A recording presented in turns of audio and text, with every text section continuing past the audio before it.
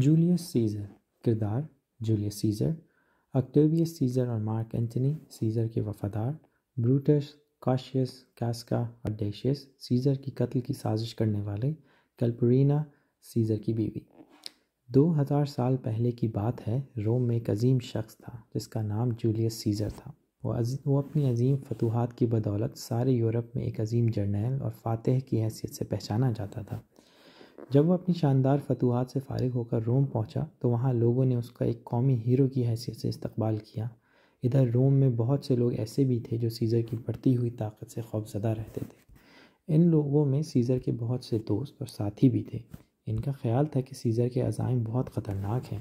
وہ ملکی معاملات پر غلبہ حاصل کرنے کے لیے روم کا بادشاہ بن جانا چاہتا ہے۔ ان دنوں روم میں بروٹس نام کا ایک شخص بھی رہا کرتا تھا۔ وہ اب بڑے اعلیٰ اوصاف اور خوبیوں کا مالک تھا۔ وہ روم کا انتہائی محب وطن شہری تھا۔ اس کا دل ہر دم جذبہ حب الوطنی سے اور اپنے ملک کی خاطر ہر ممکن قربانی دینے کی خواہش سے معمور رہتا تھا۔ سیزر اس کا بہترین دوست تھا، لیکن وہ اس کی بڑھتی ہوئی طاقت اور عزائم کو تشویش بھری نظروں سے بھی دیکھتا تھا اور اس کی طرف سے پریشان و متفکر رہتا تھا۔ سیزر میں خود پسندی اور غرور پیدا ہوتا جا رہا تھا۔ وہ اپنے آپ کو ایک دیوتا سمجھنے لگا تھا اور اپنے آپ کو دوسرے انسانوں سے اعلیٰ اور برتر سمجھنے لگا تھا۔ ایک دن بروٹس اپنے بہنوئی کاشیس سے ملا۔ جولیس سیزر اس وقت قومی کھیل دیکھنے ہیپڈورم گیا ہوا تھا۔ وہاں اس وقت ہزاروں کی تعداد میں لوگ اسے یعنی اپنے قومی ہیرو کو دیکھنے ہوئے پہنچے تھے۔ کاشیس کو ڈر تھا کہ لوگ وہاں سیزر کو بادشاہی کا تاج پیش کریں گے۔ اسے اور بروٹس کو اتنی دور سے بھی ہیپڈورم کے لوگوں کے نعرے لگانے اور شور مچانے کی آوازیں سنائی دے رہی تھیں۔ بروٹس بھی اسی بات سے ڈر رہا تھا کہ کہیں لوگ سیزر کو روم کی بادشاہی کا تاج پیش کر کے اسے اپنا بادشاہ نہ بنا لیں۔ اس شور و غل کا کیا مطلب ہے؟ اس نے فکر مندی سے کہا۔ مجھے ڈر ہے کہ لوگ کہیں سیزر کو اپنا بادشاہ ہی نہ بنا بیٹھیں۔ تم کیا اسے پسند کرو گے؟ کاشیس نے کہا۔ میں تو اسے ہرگز پسند نہیں کروں گا، ہرچند کہ مجھے سیزر سے بہت محبت ہے۔ مجھے بھی سیزر سے بہت محبت ہے، لیکن اس کا روم کا بادشاہ بن جانا میں ہرگز پسند نہیں کروں گا، بروٹس بولا۔ کاشیس رومن پارٹی کا ممبر تھا اور وہ ہرگز نہ چاہتا تھا کہ سیزر بادشاہ بن جائے۔ اسے اس کے ساتھیوں نے بروٹس کے پاس اس لیے بھیجا تھا کہ وہ اس معاملے پر بروٹس کو اپنا ہمنوا بنانے کی کوشش کریں۔ سیزر کا دوست ہونے کے ساتھ ساتھ بروٹس ایک بہت بڑا سپاہی بھی تھا اور بڑا مشہور آدمی تھا۔ روم کے لوگ اس سے بہت محبت کرتے تھے اور اس کی رہنمائی میں چلنے کو تیار رہتے تھے۔ چنانچہ کاشیس نے سیزر کے خلاف بروٹس کے کان بھرنے شروع کیے۔ آخر وہ اپنے آپ کو اتنا عظیم سمجھتا ہی کیوں ہے؟ اس نے کہا۔ تم اور میں سیزر کی طرح ہی آزاد پیدا ہوئے ہیں، اسی کی طرح کھاتے پیتے بڑے ہوئے ہیں، اور اسی کی طرح موسموں کی سردی برداشت کر سکتے ہیں، لیکن ہمیں اسے قتل کرنے میں غصے سے زیادہ بہادری سے کام لینا چاہیے۔ ہمارے دل میں کوئی تلخی نہیں ہونی چاہیے۔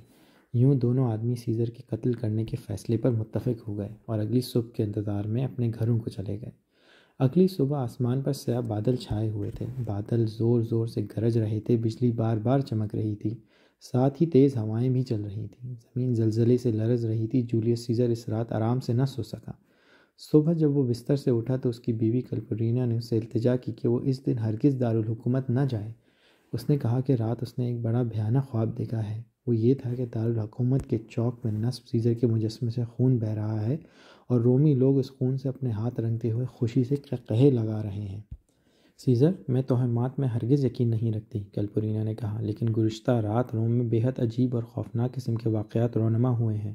ایک آدمی نے بتایا ہے کہ اس نے دارالحکومت کے چوک میں ایک بہت خوفناک قسم کا شیر بیٹھا ہوا دیکھا تھا اور قبریں پھٹ گئی تھیں اور ان میں سے مردے باہر نکل پڑے تھے۔ ہوا میں تلواروں کے ٹکرانے کا شور سنائی دے رہا تھا، جیسے کوئی زبردست قسم کی جنگ لڑی جا رہی ہو۔ اس میں گھوڑوں اور انسانوں کی تکلیف سے چیخنے چلانے کی آوازیں سنائی دے رہی تھیں۔ اوہ سیزر، ان واقعات کو سمجھنا انسانی عقل سے بعید ہے۔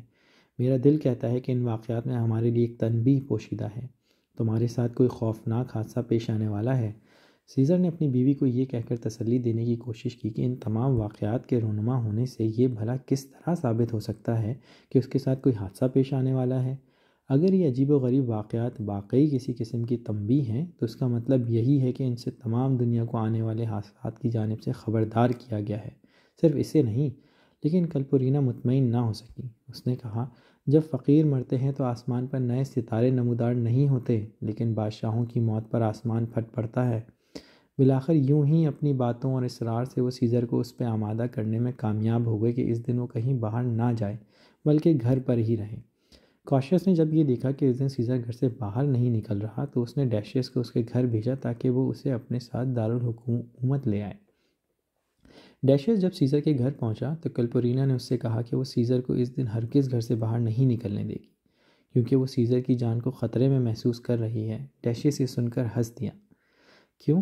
کیوں تمہیں ایسا ڈر کیوں محسوس ہوتا ہے؟ اس نے کلپورینا سے پوچھا۔ اس پر کلپورینا نے اسے اپنے بھیانک خواب کے بارے میں بتایا۔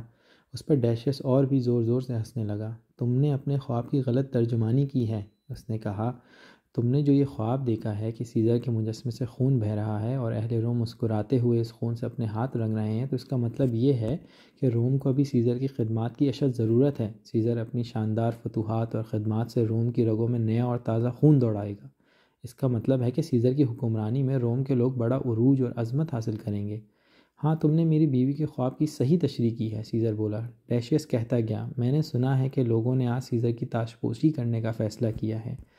اگر تم نے انہیں یہ پیغام بھجوا دیا کہ تم نہیں آ سکتے تو وہ اپنا ارادہ تبدیل کر لیں گے اور تمہارا مذاق بھی اڑائیں گے۔ کیا ہمیں سیزر کی بیوی کی ایک اچھا خواب دیکھنے کے وقت تک انتظار کرنا چاہیے؟ اگر تم ان کے پاس نہ گئے اور یہیں گھر میں چھپے رہے تو وہ آپس میں سرگوشیاں کریں گے۔ دیکھو، ہمارا سیزر اتنا بڑا فاتح خوف زدہ ہے۔ ڈیشیس سیزر کی کمزوریوں سے خوب آگاہ تھا۔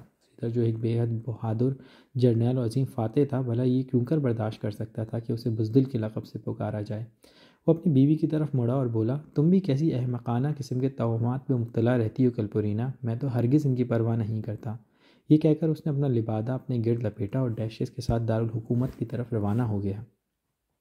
سیزر کو معلوم نہیں تھا کہ اس کے دشمن اس کے خلاف کون سی چالیں چل رہے ہیں۔ وہ سب اس وقت دارالحکومت میں جمع تھے۔ اس کے وہاں پہنچتے ہی وہ سب اس کے گرد جمع ہو گئے۔ ان سب نے اس سے یہ بہانہ کیا کہ وہ اس سے کچھ ضروری باتیں کرنا چاہتے ہیں۔ ان میں کیشیس، بروٹس، کاسکا اور اس کے بہت سے دوست بھی موجود تھے۔ پھر اشارہ ہوتے ہی کاسکا نے اپنی تلوار نکال لی اور چلا کر سیزر سے بولا، تم کیا ہمارے بادشاہ بننا چاہتے ہو؟ تم کیا اسی لیے یہاں آئے ہو؟ ٹھہرو، میں اس کا جواب دیتا ہوں۔ یہ کہہ کر اس نے سیزر پر ایک وار کیا۔ دوسروں نے بھی اپنی تلواریں نکال لیں اور سیزر پر ٹوٹ پڑے۔ آخر میں بروٹس اپنی تلوار سونت کر سیزر پر حملہ آور ہوا۔ جب سیزر نے یہ دیکھا کہ اس کا عزیز ترین دوست بھی اس کے دشمنوں کے ساتھ ملا ہوا ہے تو وہ دکھ بھری آواز میں چلایا، بروٹس، تو بھی؟ وہ زمین پر گر گیا۔ روم کے لوگوں نے سیزر پر قاتلانہ حملے کی اطلاع نہایت حیرت کے ساتھ سنی۔ ان میں ایک عجیب قسم کا خوف و ہراس پیدا ہو گیا۔ انہوں نے سنا کو پکارتے سنا، آزادی زندہ باد، سیزر مر گیا ہے۔ پھر انہوں نے دیکھا کہ سیزر کے قاتل اپنے ہاتھ اس کے جسم سے بہنے والے خون سے رنگ رہے ہیں۔ اس نظارے نے انہیں خوف سے نیم پاگل سا کر دیا۔ وہ چیختے چلاتے ایک دوسرے کے اوپر گرتے پڑتے اپنے گھروں کو بھاگ کھڑے ہوئے۔ کیشیس نے اس موقع پر بروٹس کو قوم کا لیڈر منتخب کیے جانے کا اعلان کر دیا۔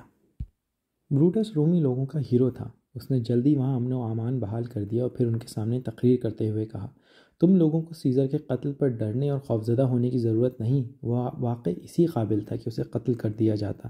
اس کے عزائم بے حد خطرناک تھے۔ وہ روم کا خادم نہیں بلکہ اس کا دشمن تھا۔ اب وہ ختم ہو چکا ہے۔ اب روم کو کسی قسم کا خطرہ لاحق نہیں۔ ہم ملک میں عدل و انصاف سے حکومت کریں گے اور یہ ہر شخص کے جان و مال کی حفاظت کریں گے۔ اس کی تقریر نے لوگوں کو کچھ مطمئن کر دیا۔ پھر جب اس نے کہا کہ وہ اپنی باقی تقریر دارالحکومت کے بڑے چوک میں جا کر مکمل کرے گا اور ان کے سامنے سیزر کے قتل کی وجوہ تفصیل سے بیان کرے گا، تو سب لوگ بڑے چوک کی سمت ہو لیے۔ اسی اثنا میں سیزر کا وفادار دوست مارک اینٹنی دارالحکومت آن پہنچا۔ اس نے سیزر کے قتل پر بروٹس اور دوسرے لوگوں کو خوب برا بلا کہا اور بولا، میں سیزر کا وفادار ہوں، تم مجھے بھی قتل کر دو۔ نہیں اینٹنی، ایسا مت کہو، ہم نے سیزر کو بے سبب قتل نہیں کیا ہے، بروٹس نرمی سے بولا۔ پھر اس نے سیزر کے قتل کیے جانے کی وجہ انٹونیو کو بتائی کہ اس کے خطرناک عزائم کس طرح روم کے لیے خطرہ بنتے جا رہے تھے، اور جہاں تک تمہارا تعلق ہے مارک اینٹنی، تمہارے لیے ہماری تلواریں کند ہیں۔ ہمارے دلوں میں تمہارے لیے برادرانہ محبت کے جذبات کے سوا اور کچھ نہیں۔ صرف اس وقت کا انتظار کرو جب تک ہم لوگوں کو پوری طرح سے مطمئن نہیں کر دیتے۔ ان میں بے حد خوف و ہراس پھیلا ہوا ہے۔ اس کے بعد ہم تمہیں بتائیں گے کہ ہم نے سیزر کو کیوں ہلاک کیا۔ اسے قتل کرنے والوں میں بھی کیوں شامل ہوں جو سیزر سے اتنی محبت رکھتا تھا۔ سیزر سے میں بھی بہت محبت کرتا ہوں، مارک اینٹنی آہستہ سے بولا۔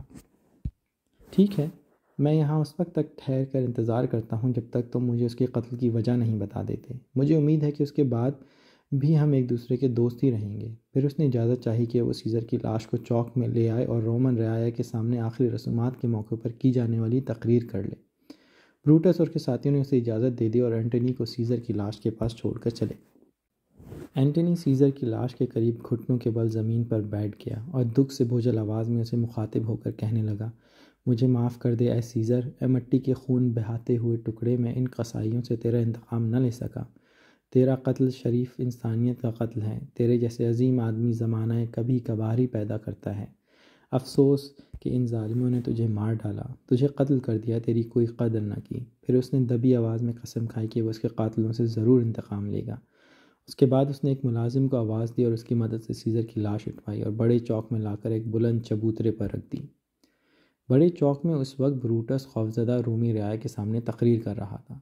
اے رومیوں، اے میرے ہم وطنوں، میں جو کچھ تم سے کہنا چاہتا ہوں اسے ذرا خاموشی کے ساتھ سنو۔ اگر اس جگہ سیزر کا کوئی عزیز ترین دوست موجود ہے تو اسے معلوم ہونا چاہیے کہ بروٹس بھی سیزر کا عزیز ترین دوست تھا اور اسے بے حد عزیز رکھتا تھا۔ اگر سیزر کا وہ دوست پوچھتا ہے کہ پھر بروٹس نے سیزر کو کیوں قتل کر دیا، تو اس کا جواب یہ ہے کہ بروٹس کو سیزر سے زیادہ روم سے محبت ہے۔ کیا تمہیں یہ بات اچھی لگتی ہے کہ سیزر زندہ رہتا اور تم اس کے غلام بنے رہتے، یا یہ بات اچھی لگتی ہے کہ سیزر مر جاتا اور تم آزادی کی فضا میں اپنی زندگیاں گزارتے؟ سیزر مجھ سے بہت محبت کرتا تھا، اس کی موت پر میں بھی افسردہ ہوں۔ وہ ایک بے حد بہادر آدمی تھا، ایک عظیم فاتح تھا، لیکن وہ خطرناک عزائم کا مالک تھا جو روم کے مفاد میں ہرگز نہ تھے۔ اسی لیے ہم نے اسے قتل کر دیا۔ میں نے اپنے عزیز دوست کو صرف روم کے بہتر مفاد کے لیے قتل کیا ہے۔ روم کے مفاد کے لیے میں ہر بڑی سے بڑی قربانی دینے سے بھی دریغ نہیں کروں گا، خواہ وہ میری جان کی قربانی ہی کیوں نہ ہو۔ بروٹس کی اس تقریر میں جو خلوص تھا اور جس جذبہ حب الوطنی کی جھلک تھی، اس نے رومن رعایا کو بہت متاثر کیا۔ انہوں نے بے ساختہ نعرے لگانے شروع کر دیے، زندہ باد بروٹس، سلامت رہے بروٹس، ہمارا محسن، روم کا قابل فخر سپوت زندہ باد۔ پھر اچانک ہی سب لوگ خاموش ہو گئے۔ انہوں نے دیکھا کہ مارک اینٹنی سیزر کی خون بہاتی لاش کے ساتھ چوک کی طرف آ رہا ہے۔ بروٹس نے ان سے کہا کہ وہ وہیں ٹھہریں اور اینٹنی کی تقریر سنیں۔ چنانچہ عوام خاموش ہو کر اینٹنی کی تقریر سننے لگے۔ دوستوں، عزیزوں، ہم وطنوں، اینٹنی نے انہیں مخاطب کیا، میری باتیں ہوش و غوش کے ساتھ سنو۔ میں سیزر کی تعریف کرنے نہیں بلکہ اسے دفن کرنے کے لیے آیا ہوں۔ لوگ جو برائیاں کرتے ہیں وہ ان کے بعد بھی زندہ رہتی ہیں، اور وہ جو نیکیاں کرتے ہیں وہ اکثر ان کے ساتھ ہی زمین میں دفن ہو جاتی ہیں۔ سیزر کے ساتھ بھی ایسا ہی ہونا چاہیے۔ اس نے رک کر اداس نظروں سے رومن عوام کو دیکھا اور پھر کہنے لگا، شریف بروٹس نے مجھے بتایا ہے کہ سیزر کے عزائم خطرناک تھے۔ یہ بات اس نے تمہیں بھی بتائی ہے کہ سیزر کتنے خطرناک عزائم کا مالک تھا۔ اگر واقعی ایسی ہی بات تھی تو سیزر کا یہ ایک بھیانک قصور تھا اور اس نے اس قصور کی سزا بھگتی۔ میں بروٹس کی اجازت تھا یہاں سیزر کی تدفین کے موقع پر تقریر کرنے آیا ہوں۔ سیزر میرا دوست تھا، وفادار اور سچا دوست، لیکن بروٹس کہتا ہے کہ وہ برے اور خطرناک عزائم رکھنے والا آدمی تھا، اور بروٹس ایک معزز آدمی ہے۔ سیزر غریبوں پر ہمیشہ مہربان رہا تھا اور ان کی دستگیری کرتا رہتا تھا۔ اسے عوام سے، یعنی تم لوگوں سے بے حد محبت تھی۔ تم لوگوں کے لیے ہر قسم کی خدمات بجا لانے کے لیے وہ ہمیشہ تیار رہتا تھا۔ خطرناک اور برے عزائم رکھنے والے لوگ تو ایسے نہیں ہوا کرتے۔ اور بروٹس کہتا ہے وہ ایسا ہی تھا، اور بروٹس ایک معزز آدمی ہے۔ کل تم لوگوں نے دیکھا تھا کہ میں نے ہپوڈروم میں اسے روم کا تاج پیش کیا تھا جو اس نے 3 مرتبہ ٹھکرا دیا تھا۔ کیا اس سے یہ ثابت ہوتا ہے کہ وہ خطرناک اور برے عزائم رکھنے والا شخص تھا، جیسا کہ بروٹس نے کہا ہے؟ اور بروٹس تو ایک معزز آدمی ہے۔ اس تقریر نے لوگوں کے دلوں میں بروٹس کے لیے نفرت پیدا کر دی۔ اینٹنی سچ کہتا ہے، وہ ایک دوسرے سے کہنے لگے۔ سیزر کے ساتھ واقعی بہت ظلم ہوا ہے۔ وہ تو ہرگز روم کا تخت و تاج نہیں چاہتا تھا، وہ تو ہرگز اپنے ملک کے لیے برے اور خطرناک عزائم نہیں رکھتا تھا، وہ تو بے گناہ ہی مارا گیا۔ ادھر اینٹنی اپنی تقریر جاری رکھتے ہوئے کہنے لگا، میری اس تقریر کا مقصد یہ ہرگز نہیں ہے کہ میں ان لوگوں کے لیے تمہارے دلوں میں نفرت اور غصہ بھر دوں جنہوں نے سیزر پر تلواریں اٹھائی ہیں۔ وہ انتہائی نیک نام اور معزز اشخاص ہیں۔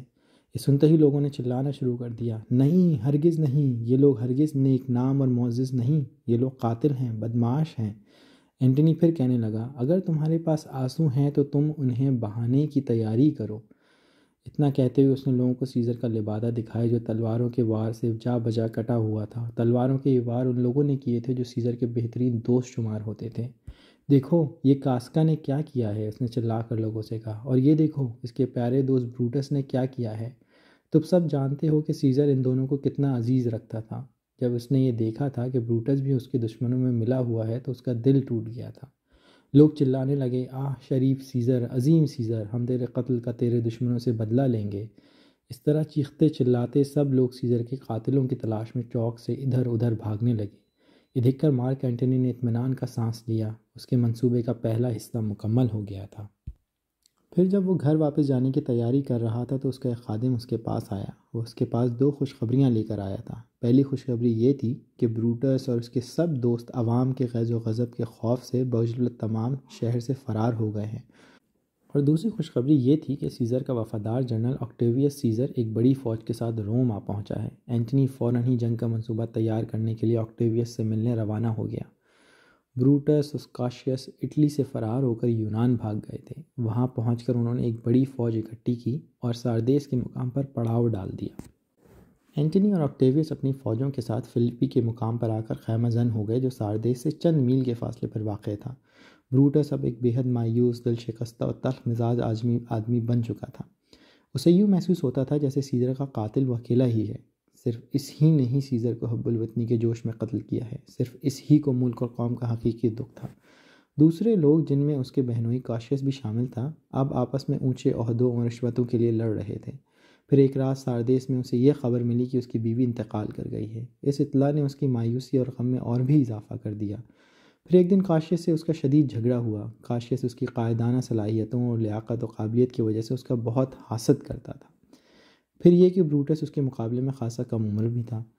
پھر کچھ عرصہ گزرنے کے بعد وہ دونوں اپنا جھگڑا بھلا کر آپس میں دوست بن گئے اور جنگ کے بارے میں صلاح مشورہ کرنے لگے۔ بروٹس پیش قدمی کرتے ہوئے فلپی جا کر مارک اینٹنی پر حملہ کرنا چاہتا تھا، جبکہ کاشیس اس کے خلاف تھا۔ بہتر یہ رہے گا کہ دشمن کو اپنی طرف بڑھنے دیا جائے، اس نے کہا۔ اس طرح اس کے سپاہی تھک جائیں گے اور اس کی قوت گھٹ جائے گی، جبکہ ہم اپنے تازہ دم سپاہیوں کے ساتھ عمدہ دفاعی پوزیشن میں ہوں گے۔ لیکن بروٹس نے اسے سمجھایا کہ ساردیس اور فلپی کے درمیان جو لوگ آباد ہیں ان کی ہمدردی اینٹنی کے ساتھ ہیں۔ اکثر دیہاتوں کے لوگ اینٹنی کی فوج میں بھرتی ہو چکے ہیں۔ اس نے کہا کہ ان کی طاقت اس وقت بہت بڑی ہوئی ہے، اس لیے اس سے قبل کہ ان کا دشمن ان سے زیادہ قوت پکڑ لے، انہیں اس پر جا کر حملہ کر دینا چاہیے۔ انسانوں کے جذبات میں بھی جوار بھاٹا موجود ہوتا ہے، اس کی صحیح پوزیشن سے اگر فائدہ اٹھا لیا جائے تو کامیابی یقینی ہوتی ہے، بروٹس نے کہا۔ چاروں ناچار کاشیس مان گیا اور دونوں نے اپنی فوجوں کے ساتھ ساردیس سے فلپی کی جانب پیش قدمی شروع کر دی۔ آکٹیویس اور مارک اینٹنی کو اس خبر سے بے حد مسرت ہوئی۔ وہ بہترین دفاعی پوزیشن میں تھے۔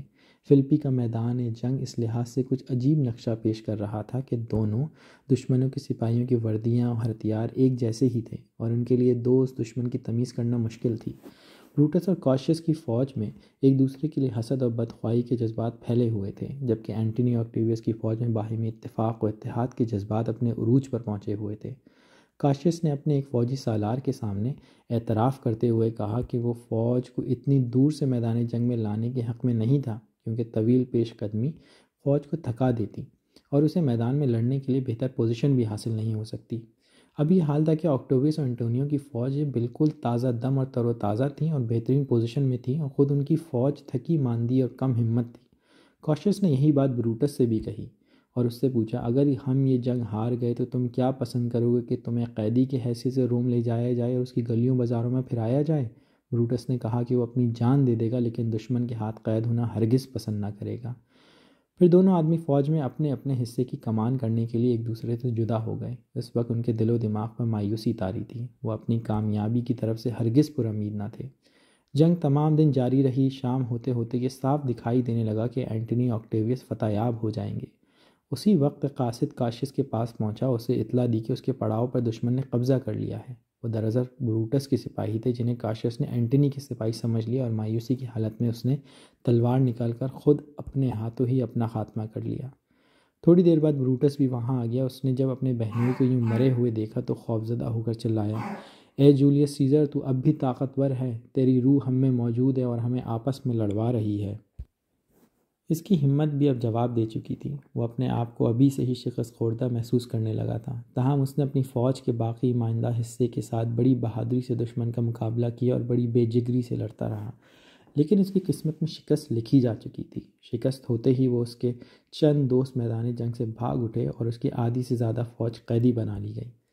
مارک اینٹنی نے اپنے سالاروں کو حکم دیا کہ وہ قیدیوں کے ساتھ نرمی کا برتاؤ کرے۔ میں ایسے آدمیوں کو اپنا دشمن بنانے کے بجائے دوست بنانا پسند کروں گا۔ اس نے کہا۔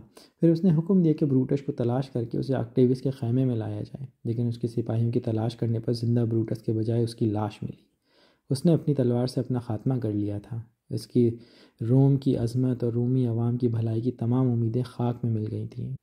وہ رومی عوام کے لیے جو کچھ کرنے کے ارادے کیے ہوئے تھا وہ سب خاک میں مل گئے تھے۔ اسے مایوسی اور نا امیدی کی حالت میں اس نے یہ مناسب سمجھا کہ وہ بھی کاشیس کی طرح ہی اپنے ہاتھوں سے اپنی زندگی کا خاتمہ کر لیں۔ جب سپاہی بروٹس کی لاش اینٹنی کے پاس لائے تو وہ اس کے سامنے گھٹنوں کے بل زمین پر بیٹھ گیا۔ اسے اس انتہائی بااصول اور باوقار اور عزت دار آدمی کے ایسے حسرت ناک انجام پر ناقابل بیان دکھ اور صدمہ محسوس ہو رہا تھا۔ یہ روم کا قابل فخر فرزند تھا، اس نے کہا۔ یہ تمام رومیوں میں سب سے بہتر اور سب سے اچھا تھا۔ دوسروں نے جو کچھ کیا ہے وہ عظیم سیزر سے حسد کے جذبے کے تحت کیا ہے، مگر بروٹس نے جو کچھ کیا وہ سب رومی عوام کی بھلائی اور ان سے سچی ہمدردی کے جذبے سے کیا۔ پھر وہ اپنی جگہ سے اٹھ گیا اور اپنے سپاہیوں سے بولا کہ وہ بروٹس کی لاش کو اس کے پڑاؤ پر لے جائیں تاکہ وہاں اس کے شایان شام رسم تدفین انجام دی جا سکے۔ ہم اس کی لاش کو انتہائی تسک و احتشام سے دفن کریں گے، اس نے کہا، اور وہ بلا شبہ اس اعزاز کا مستحق بھی تھا۔ ہم دنیا کو بتائیں گے کہ وہ ایک بہت بہادر اور شریف آدمی تھا۔ ختم شد۔